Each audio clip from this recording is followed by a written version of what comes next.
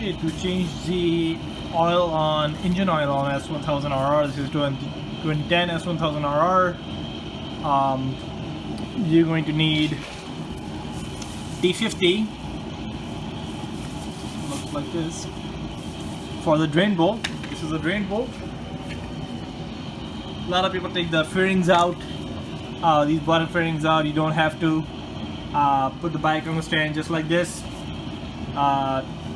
Take the T50, put it on, put the ratchet on, and spin it, and there you have the oil, engine oil. And for the oil filter, I have K&N installed.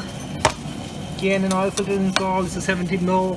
I'm gonna use my spanner to loosen it, take it off, and then once it's loosened, I am going to use my oil filter, new oil filter, and put it through right here and install it. That's pretty much it. Before you do it, just make sure you warm the bike up so that the oil flows out easily.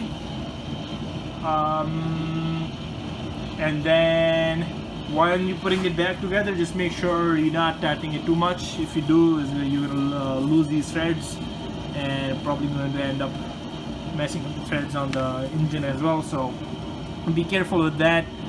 Use a torque wrench if you're not expert. I'll try to post the torque specs of this drain bolt in the description below, as well as the oil type. I'm using 10W40. There's 3 different recommendations on the manual. You can use 5W40 or 10W40.